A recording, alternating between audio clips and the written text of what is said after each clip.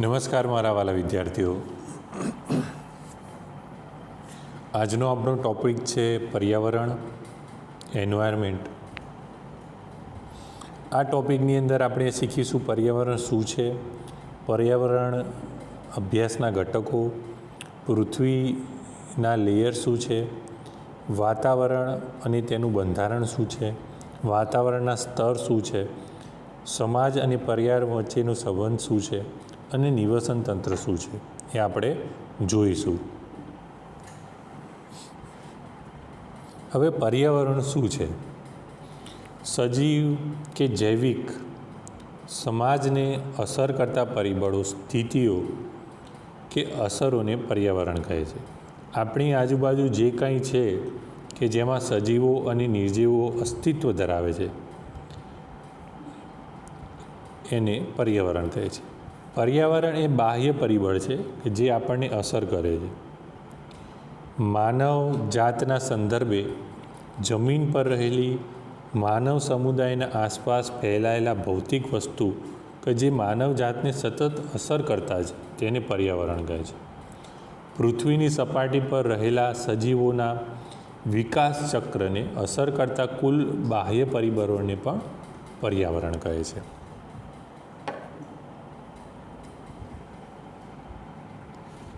હવે પર્યાવરણના અભ્યાસના ઘટકો વિશે આપણે જોઈએ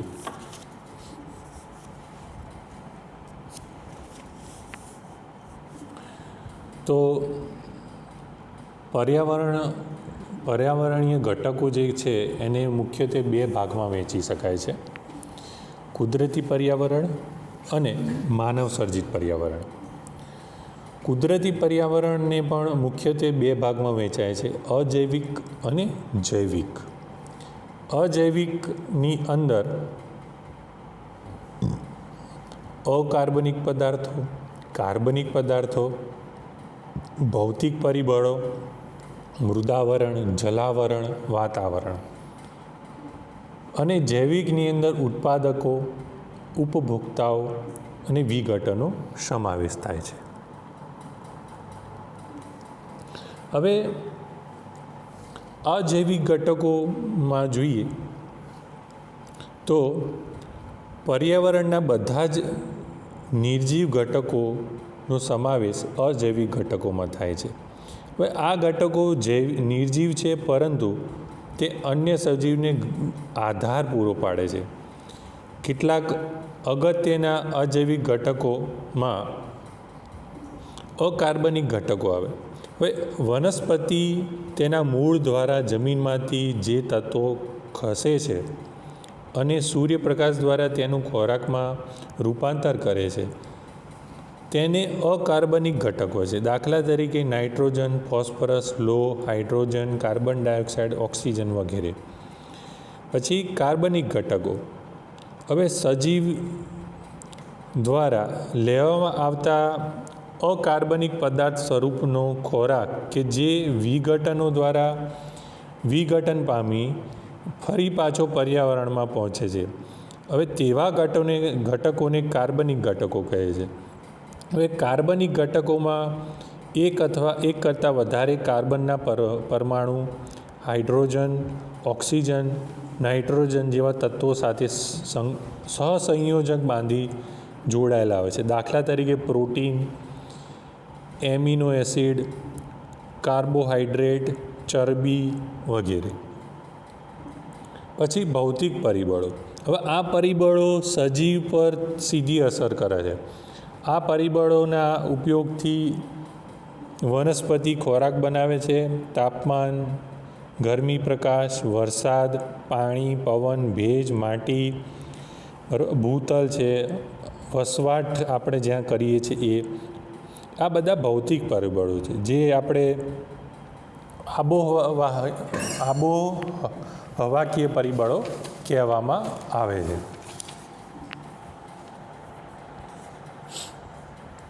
પછી છે મૃદાવરણ. પૃથ્વીના સૌથી બહારના ઘન પડ જે છે કઠણ પોપડાને મૃદાવરણ કહે છે. આ ભાગમાં મોટા ભાગના સજીવો વસવાટ કરે છે. પછી છે જલાવરણ.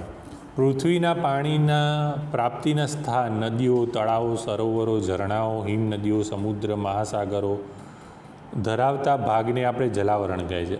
આ ભાગ પૃથ્વીના આશરે 70% જમીન રોકે છે અને તે ઘણા છોડ અને પ્રાણીઓ માટે વસવાટ પૂરો પાડે છે.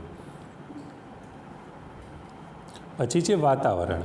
પૃથ્વીની સપાટીથી અમુક ઊંચાઈ સુધી રહેલી હવા, નાઇટ્રોજન, કાર્બન ડાયોક્સાઇડ અને અન્ય વાયુઓ જે આવરણ છે એને વાતાવરણ કહે છે. પછી છે જૈવિક ઘટકો. હવે જીવાવરણના તમામ જીવિત ઘટકોને જૈવિક ઘટકો હોય. એમાં પ્રાણીઓ, વનસ્પતિઓ, સૂક્ષ્મજીવોનો સમાવેશ થાય છે. એમને 3 ભાગમાં આપણે વહેંચ્યો છે. ઉત્પાદકો એટલે પ્રોડ્યુસરો, લીલી વનસ્પતિ, કેટલીક લીલનો સમાવેશ આની અંદર થાય છે. ઉપભોક્તાઓ એટલે કન્ઝ્યુમર, જે સજીવ પ્રત્યક્ષ પરોક્ષ રીતે લીલી વનસ્પતિ પર આધાર રાખે છે તેને ઉપભોક્તાઓ કહે છે. માનવ સહિત બધા જ પ્રાણીઓ ઉપભોક્તાઓ છે. પછી વિઘટકો, એવા સજીવો કે જેઓ સજીવના મૃત શરીરોનો ખોરાક તરીકે ઉપયોગ કરે છે અને તેના જટિલ કાર્બનિક દ્રવ્યોનું અકાર્બનિક દ્રવ્યોમાં રૂપાંતરિત કરી મૂળ તત્વો છૂટા પાડી દે છે અને આ તત્વોને પર્યાવરણમાં ફરીથી ઉપયોગી બનાવી લે છે. દાખલા તરીકે બેક્ટેરિયા, ફૂગ વગેરે. હવે પૃથ્વીના લેયરમાં આપણે જોઈએ. પૃથ્વી એ મૂળ સૂર્યમંડળનું ગતિશીલ ગ્રહ છે. એની આંતરિક અને બાહ્ય સપાટીમાં સતત પરિવર્તન થતું રહે છે. પૃથ્વીના બંધારણમાં 4 સમકેન્દ્રીય લેયર આવેલા છે. તેના સૌથી ઉપરના ભાગને પોપડો કહે છે અને તે તમામ લેયર પૈકી સૌથી સાંકડો છે.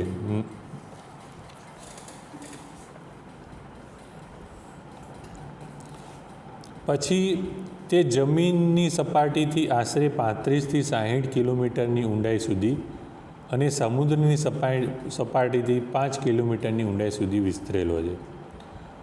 જમીનની સપાટીના અંદરના વિસ્તારમાં સિલિકા અને એલ્યુમિનિયમ અને સમુદ્રની સપાટીના અંદરના વિસ્તારમાં સિલિકા અને મેગ્નેશિયમ આવેલા છે. ક્રસ્ટની તરત નીચે આશરે લગભગ 2900 કિલોમીટરની ઊંડાઈ સુધી જે સ્તર આવેલું છે તેને મેન્ટલ કહે છે. તેનું તાપમાન ઘણું ઊંચું હોય છે અને તે સેમી મોલ્ટન રોકથી બનેલો સ્તર છે જેને મેગ્મા કહે છે. હવે મેન્ટલની નીચે આશરે લગભગ 2300 કિલોમીટર જાડું આયર્નનું અને નિકલનું પ્રવાહી સ્તર આવેલું છે. પૃથ્વીના કેન્દ્રવર્તી ભાગને ઇનર કોર કહે છે. તે આશરે લગભગ 5500 સેલ્સિયસ તાપમાનવાળો ઘન પોપડો છે. તેની ત્રિજ્યા આશરે લગભગ 1220 કિલોમીટર જેટલી છે. એટલે તમે જોયું આના અંદર પ્રથમ ઉપરનો ભાગ પોપડો એને ક્રસ્ટ કહેવાય. એના અંદરનો ભાગ ગરમ છાજલી એટલે આવરણ એને મેન્ટલ કહેવાય. એના અંદરનો ભાગ બાહ્ય ગાબો કહેવાય, આઉટર કોર કહેવામાં આવે છે. અને અંદરનો ભાગ એટલે આંતરિક ગાબો કહેવાય એટલે ઇનર કોર કહેવામાં આવે છે.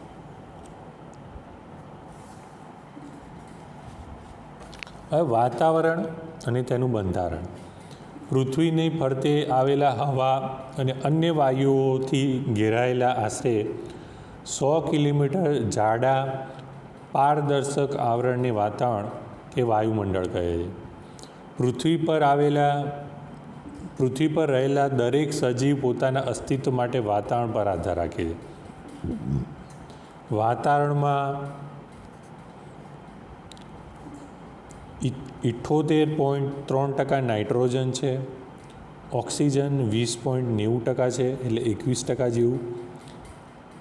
પછી આર્ગોન 0.94% છે અને કાર્બન ડાયોક્સાઇડ 0.03% છે.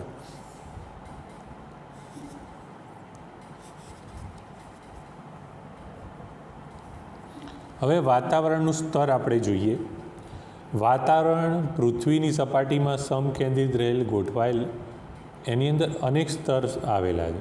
પૃથ્વીની સપાટીથી અવકાશ તરફ જતા વાતાવરણના મુખ્ય સ્તરો, એમાં મુખ્યત્વે ટ્રોપોસ્ફિયર, સ્ટ્રેટોસ્ફિયર, મેમોસ્ફિયર, થર્મોસ્ફિયર અને એક્ઝોસ્ફિયરનો સમાવેશ થાય છે.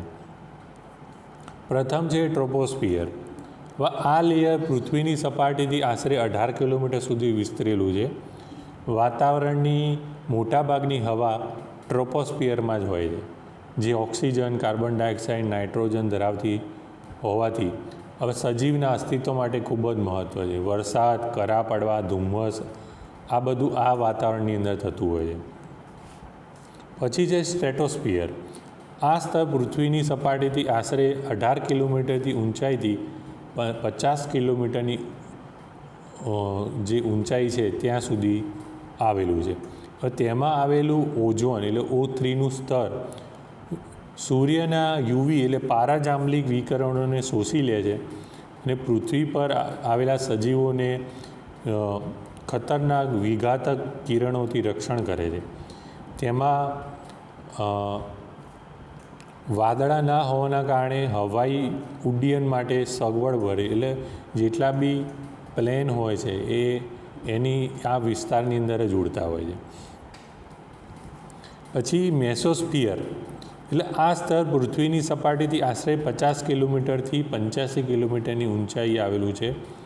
વાતાવરણનું સૌથી ઠંડુ લેયર છે. તેમાં આશરે -100 જેટલું તાપમાન છે અને ઉલ્કાઓ અને ખરતા તારાઓ આ વિસ્તારમાં પ્રવેશતાની સાથે જ બળીને રાખ થઈ જાય છે. પછી થર્મોસ્ફિયર.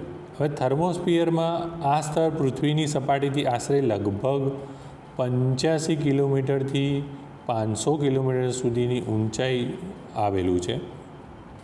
તેમાં જેમ જેમ ઊંચાઈ વધે છે તેમ તેમ તાપમાન ખૂબ જ ઝડપથી વધે છે. હવે રેડિયો ટ્રાન્સમિશન માટે આ લેયર અગત્યનું છે. પછી છે એક્ઝોસ્ફિયર. આ સ્તર પૃથ્વીની સપાટીથી આશરે 500 કિલોમીટરથી 1600 કિલોમીટરના ગાળામાં આવેલું છે. વાતાવરણનું આ સૌથી ઉપરનું સ્તર હવામાં રહેલા ઉપરોક્ત આપણે વાયુ જો કયા જેમ nitrogen, oxygen, carbon dioxide, ozone, આ બધું ખૂબ જ અગત્યના છે. હવે એક વખત આપણે એ જોઈ લઈએ કે આ વિવિધ વાયુ શું છે. નાઇટ્રોજન. હવે વનસ્પતિને જીવન ટકાવી રાખવા માટે નાઇટ્રોજનની જરૂર પડે, પરંતુ વનસ્પતિ સીધી રીતે વાતાવરણમાં નાઇટ્રોજન મેળવી નહીં શકતી. અમુક બેક્ટેરિયા વાતાવરણમાંથી નાઇટ્રોજન મેળવે છે ને તેનું રૂપાંતરણ નાઇટ્રોજન અને નાઇટ્રેટમાં કરે છે, જેનો ઉપયોગ વનસ્પતિ મૂળ દ્વારા કરે છે. પછી ઓક્સિજન. મનુષ્ય અને સજીવ આપણે જે શ્વાસ લઈએ છીએ એ ઓક્સિજનનો ઉપયોગ આપણે કરીએ છીએ. વનસ્પતિ દ્વારા પણ પ્રકાશ સંશ્લેષણની પ્રક્રિયા માટે ઓક્સિજન એ મુક્ત કરે છે, એટલે વાતાવરણમાં ઓક્સિજનનું પ્રમાણ જળવાઈ રહે. પછી કાર્બન ડાયોક્સાઇડ. માણસ છે અને અન્ય પ્રાણીઓ છે એ શ્વાસના દ્વારા બહાર કાર્બન ડાયોક્સાઇડ છોડે છે અને બધા જ કાર્બન ડાયોક્સાઇડ વનસ્પતિ પ્રકાશ સંશ્લેષણની ક્રિયા માટે એનો ઉપયોગ કરી લે છે, એનો ખોરાક બનાવવા માટે. આમ પૃથ્વી પર કુદરતી રીતે કાર્બન ડાયોક્સાઇડનું પ્રમાણ જળવાઈ રહે છે. વધારે પડતા આપણે બળતણનો ઉપયોગ કરીએ છીએ, વાહનોનો ઉપયોગ કરીએ છીએ, એમાં કાર્બન ડાયોક્સાઇડનું પ્રમાણ વધે છે અને એમાં પૃથ્વી પર અસંતુલન થઈ જાય છે. ઓઝોન. હવે તત્વીય એટલે ઓક્સિજન. તત્વીય ઓક્સિજન સામાન્ય રીતે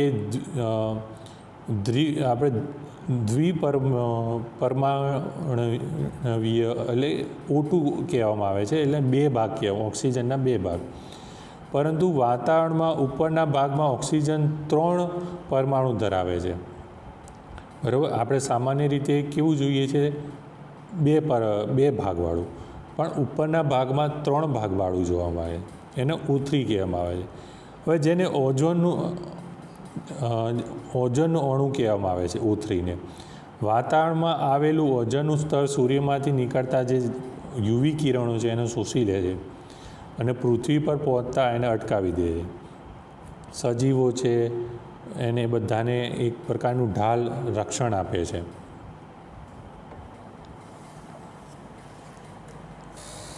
સમાજ અને પર્યાવરણ વચ્ચેનો સંબંધ. હવે માનવજાતનો પર્યાવરણ સાથેનો સંબંધ જીવની ઉત્પત્તિ જેટલો જ જૂનો છે. હવે પર્યાવરણ સાથેના મનુષ્યના સંબંધે માનવ સમાજના વિકાસ માટે એક પ્રભાવિત કાર્યો કર્યા છે. કુદરતે આપણને આસપાસ પર્યાવરણને સજીવ માત્રને અનુકૂળ થાય તેવી સ્થિતિઓ અને વાતાવરણનું નિર્માણ કર્યું છે અને કાળક્રમે સજીવ તેમાં અનુકૂળ જીવન જીવી શકે તેવા ફેરફારો કર્યા છે. હવે આખી પ્રાણી સૃષ્ટિ મનુષ્ય સૌથી કુશળ અને સભ્ય સજીવ પ્રાણી છે.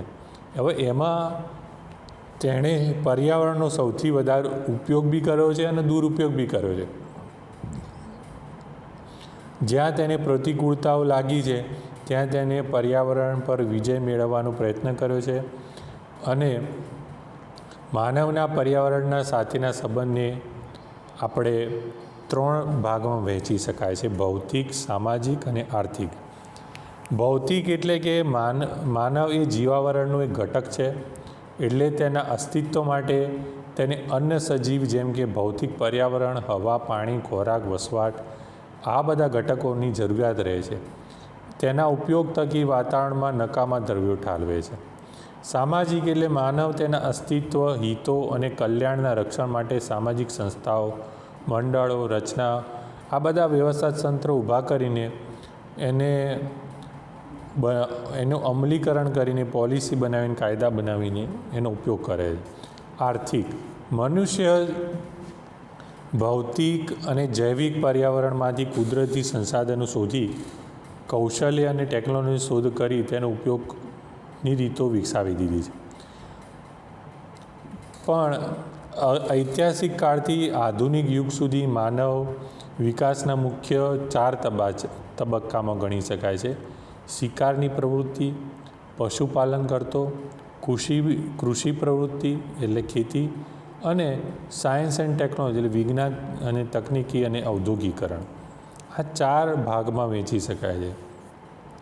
પ્રાચીન કાળમાં ખોરાક મેળવવા માટે માણસ ફળ, કંદમૂળ, વનસ્પતિઓ ના ભાગોને ઉપયોગ કરતો હતો. વસવાટ તરીકે ગુફામાં રહેતો હતો.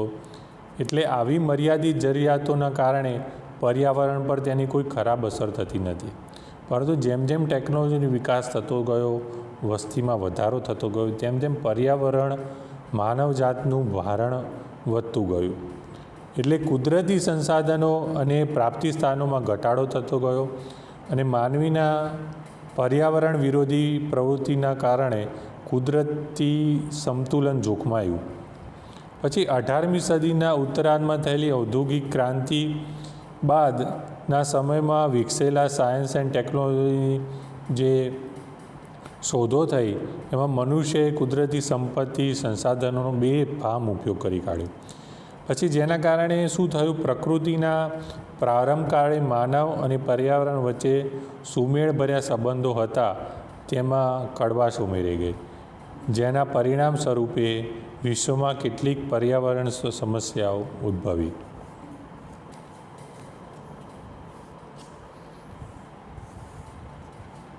હવે નિવસન તંત્ર જોઈએ.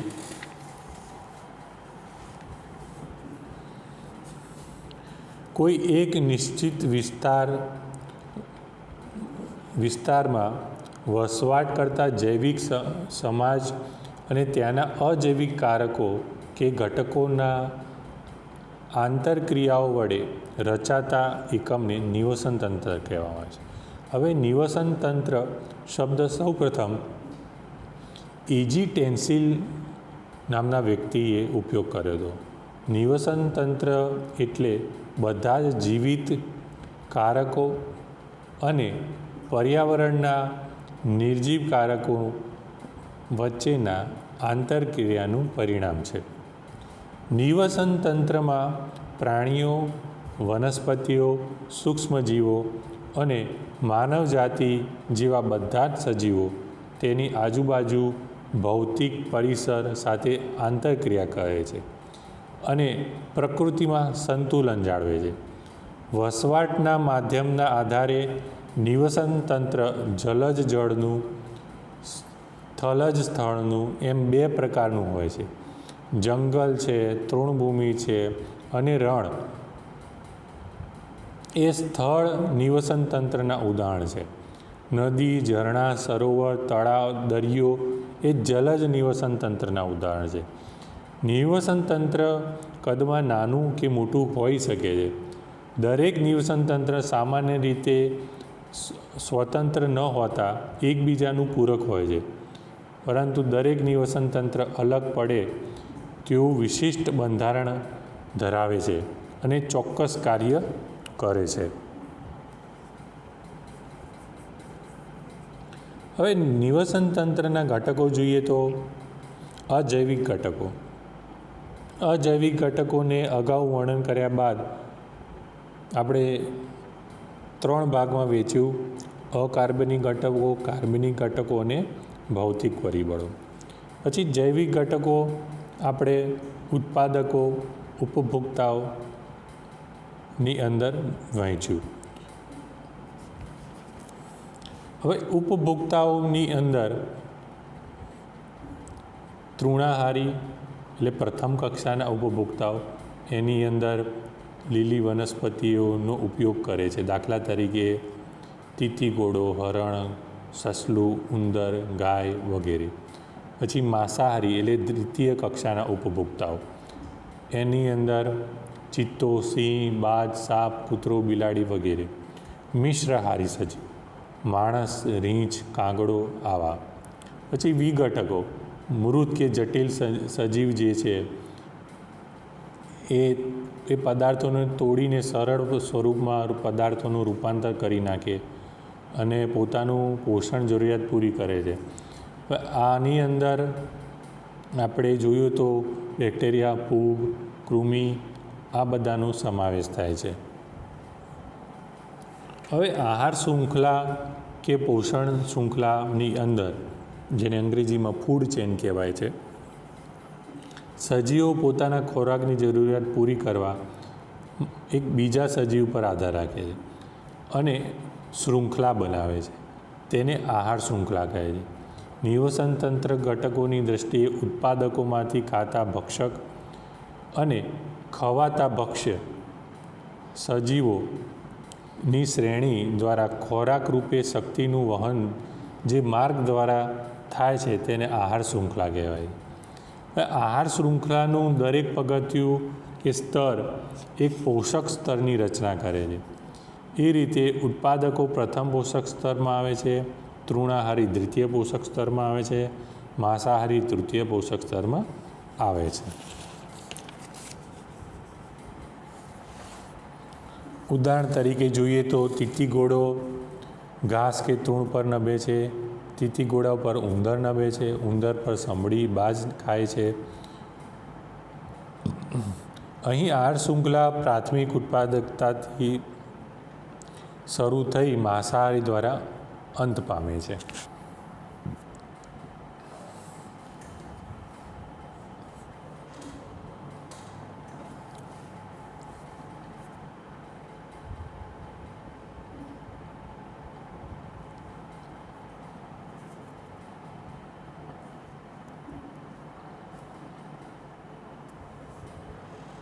આભાર.